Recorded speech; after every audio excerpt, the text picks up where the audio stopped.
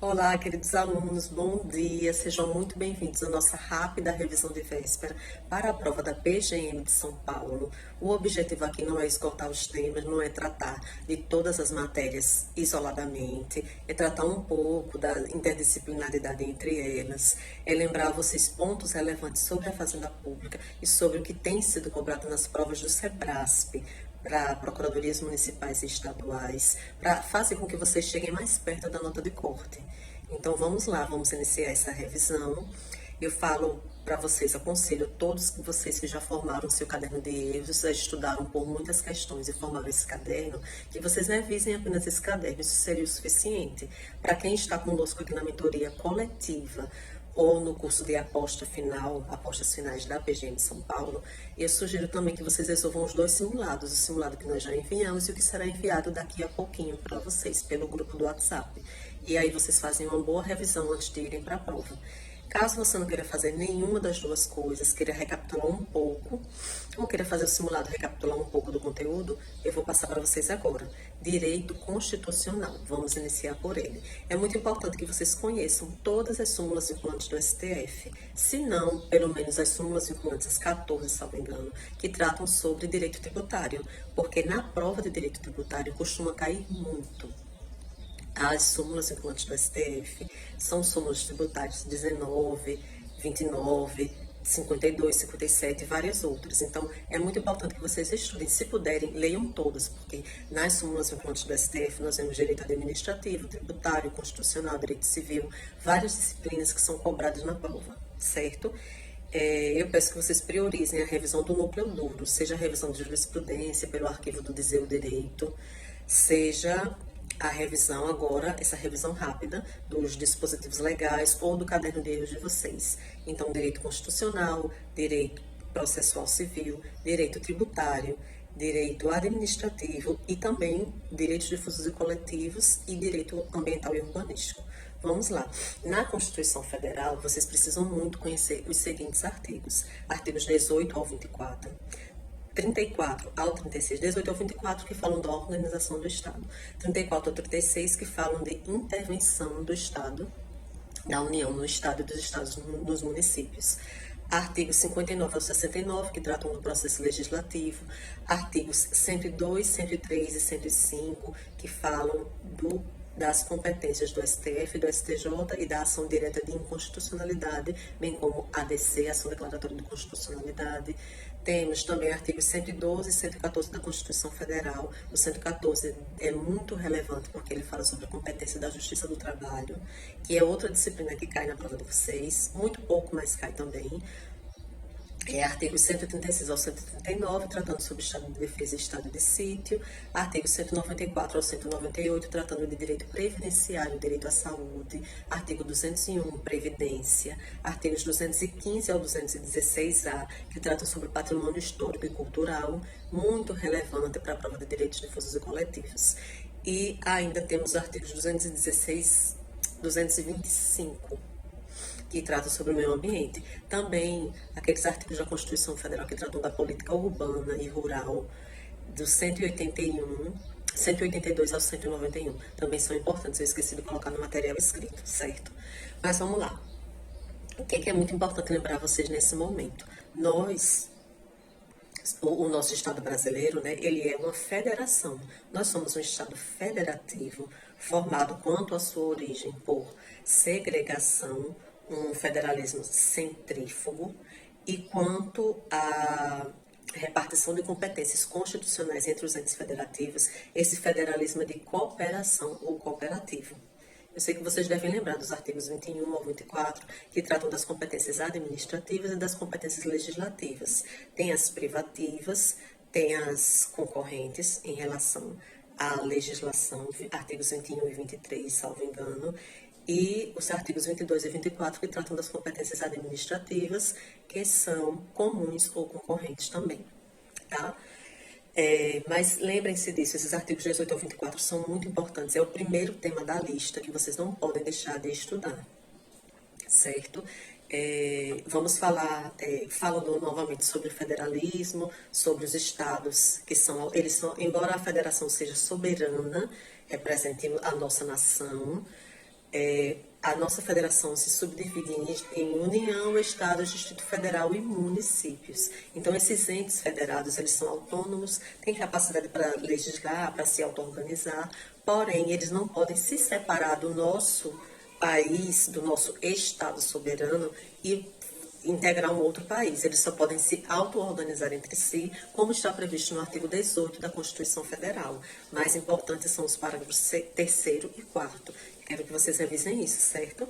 E lembrem-se que, apesar de nós termos uma federação soberana e de termos a divisão em União, Estados, Distrito Federal e municípios, a União não se sobrepõe aos Estados, os Estados não se sobrepõem aos municípios, não há hierarquia entre eles. Essa hierarquia federativa, ela nunca existiu, ela não é considerada no nosso ordenamento e, embora em relação ao direito tributário, ela tenha sido prevista no Código Tributário Nacional, artigo 187, na Lei de Execuções Fiscais, no artigo 29, isso não mais prevalece. O STF, recentemente, ele decidiu por meio da ADPF 357, que não há hierarquia entre os entes federativos. Então, se uma demanda é judicializada, se é uma cobrança judicial, em relação aos créditos tributários da Fazenda Pública, a União não vai se sobrepor aos estados e nem os estados aos municípios.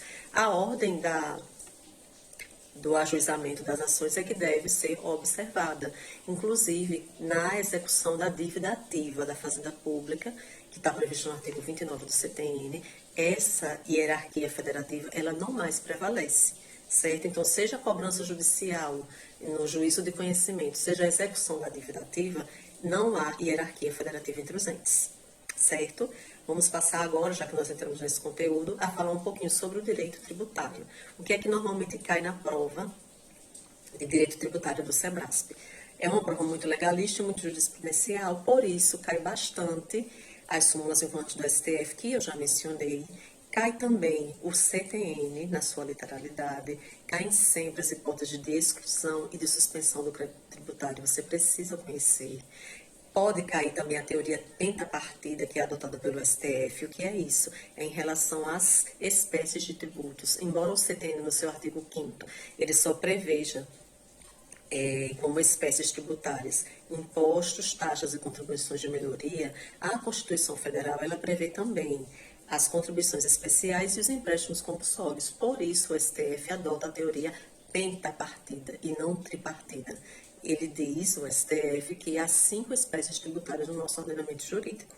Então, guardem essa informação. Outra coisa que costuma cair muito nas provas de direito tributário, cai em PGM, cai em PGE, porque caiu na PGE de Alagoas em 2021, caiu na PGM de Recife agora no final de 2022, características da competência tributária trazidas pelo doutrinador Paulo de Barros Carvalho. Vem um trecho do livro do doutrinador Paulo de Barros Carvalho no enunciado da questão e aí é perguntada que característica é aquela que está sendo mencionada no dispositivo, não, no texto, no enunciado da questão.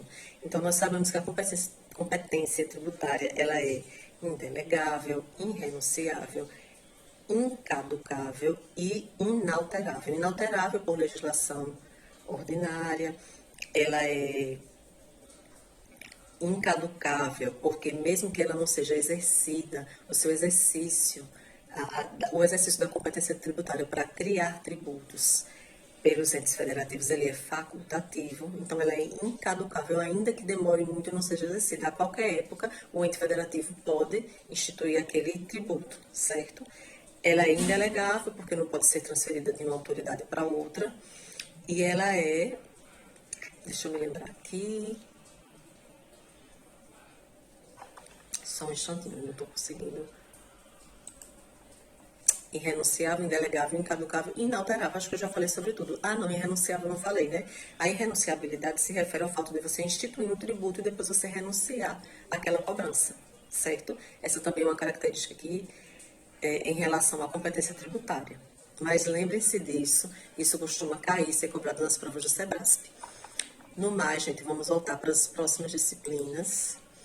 Direito administrativo. Eu coloquei, para quem é aluno da mentoria, das apostas finais, eu coloquei para vocês o estudo de alguns temas que eu considero mais relevantes. A Lei 14.133, que é a nova Lei de Licitações, A Lei de Processo Administrativo Federal 9784, bem como a Lei Municipal, foi colocada nas nossas metas de estudo. Coloquei também a Lei de Improbidade Administrativa, a Lei de Serviços Públicos e, por hora, é isso que seria mais relevante. Mas vamos falar o seguinte, as súmulas vinculantes do STF também tratam sobre o tema. Tem várias súmulas recentes do STJ tratando sobre direito administrativo, principalmente sobre processo administrativo disciplinar, sobre punição pela autoridade administrativa. Então, após a súmula 600 do STJ até as mais recentes, 650, por exemplo, tem muita coisa de direito administrativo ali. Então, se vocês puderem dar uma lida, tem também no material de revisão de véspera várias, então é o suficiente para vocês, tá? Em relação ao direito administrativo, é muito importante conhecer as modalidades de licitação, que estão no artigo 6º e 28 da nova lei de licitações. É muito importante conhecer também o sistema de registro de preços, que está no artigo 41, as hipóteses de dispensa e inexigibilidade, e de a licitação dispensada e dispensável, que estão entre os artigos 74 e 76 da nova lei, também os artigos 103 e 137, que falam sobre contratos administrativos, são importantes no estudo de vocês. E, além disso, eu esqueci até de mencionar, os poderes da administração pública, especialmente o poder de polícia, a possibilidade de delegação desse poder de polícia, decisão recente do STF, e os ciclos de polícia. É importante que vocês leiam o material que nós enviamos a respeito disso, para que vocês recordem direitinho o entendimento do STF a respeito do poder de polícia. Em relação à Lei 8987, tem alguns artigos muito importantes que foram alterados entre 2020 e 2021. Eu menciono o artigo 6º, salvo engano, o artigo 2º, o artigo 9º. Nós temos também as teses do STJ. A gente tem um artigo, na verdade, que fala também sobre encampação do serviço público que foi delegado. Acho que é o artigo 37 da Lei 8987, também é muito relevante. E a edição número 13 das teses do STJ, que fala sobre os serviços públicos. Também é muito importante. O fornecimento de serviço, o corte do fornecimento de serviço público é essencial. O direito à vida, a ponderação que há de ser feita nesses casos concretos. Então, é muito importante que vocês olhem essa edição número 13 das teses do STJ. Agora, a gente vai falar um pouquinho sobre processo administrativo e a lei de improbidade administrativa. Muito, muito relevante a lei de improbidade, deve cair, está em difusos e coletivos, está em direito administrativo. Por que é tão relevante? Porque ela foi modificada recentemente e há vários entendimentos do STJ a respeito do assunto, sobre a possibilidade dos partidos políticos, por exemplo, serem responsabilizados no âmbito da improbidade administrativa e também no âmbito eleitoral, na suspensão de cotas do fundo partidário, por exemplo. Então, a penalidade civil e a penalidade de improbidade administrativa, elas podem coexistir. Então, o STF afastou essa questão de que o partido político não responderia perante o juízo que está apurando a improbidade, certo? Temos que nos lembrar em relação à improbidade administrativa, gente. Isso é básico e às vezes cai também na prova, que não há foro por prerrogativa de função nas ações de improbidade. Temos que lembrar que agora não existe mais ato de improbidade culposo, só existe ato de improbidade administrativa doloso. Então, em relação à retroatividade ou não dessa lei, o STF decidiu que ela não é retroativa. Porém, os fatos que foram praticados na vigência da lei anterior e que ainda não tinham decisão transitada em julgado, eles vão ser alcançados por essa nova lei, de modo que o juízo deve verificar se houve dolo na prática desses atos, quando não há sentença transitada em julgado, certo? O que mais que eu tenho que falar para vocês? Da lei 9784, que é a Lei do Processo Administrativo Federal, os artigos 2º, 3º, do 11 ao 15 são essenciais. Também temos os artigos 18, que fala sobre impedimentos para atuar no processo administrativo. Artigo 50, que fala da motivação. 51, parágrafo 1º, que fala da motivação aliunde, que outros atos administrativos podem motivar a prática do ato atual, a jurisprudência, inclusive. Artigos 54 e 55, o 55 fala sobre a convalidação de ato administrativo, muito importante, e o artigo 69A, que estabelece prioridades no julgamento do processo administrativo. Então, são muito relevantes esses temas que eu tenho trazido aqui para vocês. Sobre direito ambiental e urbanístico, eu vou remeter vocês à aula anterior, uma aula curtinha, que nós temos aqui de mais ou menos 8 minutos, que fala de diversos dispositivos do Estatuto da Cidade, da Lei do Parcelamento de Solo Urbano, da Política Nacional de Recursos Hídricos, da Lei de Conservação, da Lei das Unidades de Conservação, da Lei da Política Nacional do Meio Ambiente, todos muito relevantes no estudo, e rapidinho vocês vão olhar e vão ver os dispositivos. Tem uma aula anterior aqui no canal e eu espero que vocês assistam. E eu enviei no curso também, né, para vocês que são meus alunos dos cursos de apostas finais e mentoria coletiva. Temos também uma aula sobre direito constitucional, que traz alguns apontamentos doutrinários e da própria Constituição Federal, entendimentos do STF. Vamos lá. Direito processual civil. Chegamos a essa disciplina. Minha gente, direito processual civil é muito relevante no estudo porque envolve a atuação da Fazenda Pública. Então, eu queria que vocês verificassem do artigo 1º ao 538, o procedimento comum e do cumprimento de sentença, eles são temas muito relevantes, mas desses artigos, os principais são do artigo 1º ao 78, do artigo 90, o artigo 91, que fala sobre as custas em relação à perícia, que devem ser antecipados por aquele que requerer a produção da prova. Artigos 98 ao 112, que falam da gratuidade de justiça e normalmente caem, né? O artigo 101 é muito relevante, que fala sobre o cabimento de agravo de instrumento. Artigo 139 fala sobre a possibilidade de o juiz provocar a Fazenda Pública em demandas coletivas, na verdade, na repetição de demandas que poderiam ser propostas coletivamente por meio de ACP, por exemplo.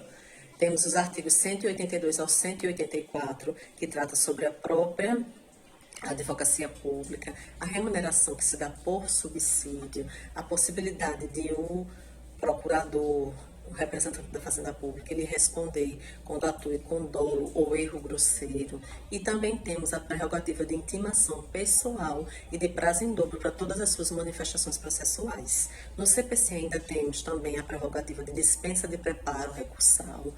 Temos também a prerrogativa de que aconteça a remessa necessária. Via de regra, a gente vai ver essa regrinha apenas da remessa necessária. Quando a Fazenda Pública é vencida, então deve haver esse duplo grau de jurisdição obrigatório, que na verdade hoje não é entendido como um recurso. A remessa necessária é entendida como uma condição de eficácia da sentença proferida, certo? Então vamos lá.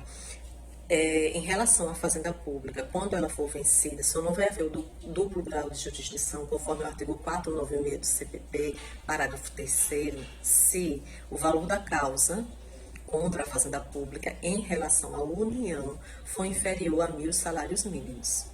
Em relação a estados e Distrito Federal e também suas autarquias e fundações, inclusive a União também, autarquias e fundações de direito público, e para os municípios que constituam capitais de estado, se o valor da causa for inferior a 500 salários mínimos, não vai haver a remessa necessária. Em relação aos municípios, se for inferior, e as suas respectivas, né, autarquias e fundações de direito público, se o valor da causa for inferior a 100 salários mínimos, não vai haver remessa necessária, certo? Falando um pouquinho aqui de trabalho e processo do trabalho, uma outra prerrogativa que existe. Primeiro, deixa eu lembrar para vocês, o prazo contado em dias úteis do processo civil se aplica ao processo do trabalho. E, além disso, uma das prerrogativas que existe no processo do trabalho é que a Fazenda Pública, ela tem o prazo em quádruplo para ser notificada. Esse é o termo que vem no CPC, não vem intimação, vem notificação. No CPC não, gente, na CLT. A Fazenda Pública tem esse prazo em quádruplo para ser notificada a comparecer à audiência. Então, o artigo 841 da CLT prevê que a parte que for reclamada, ela terá o prazo de pelo menos 5 dias para ser comunicada da audiência inaugural e vir a comparecer. E esses 5 dias são dias úteis porque se aplica o CPC aqui. Mas a Fazenda Pública tem um prazo em quádruplo, então ele se converte, ele se dilata em 20 dias úteis, tá? Lembrem-se disso. Eu vou encerrar o vídeo por aqui e eu retomo com o próximo para a gente complementar a nossa revisão de véspera.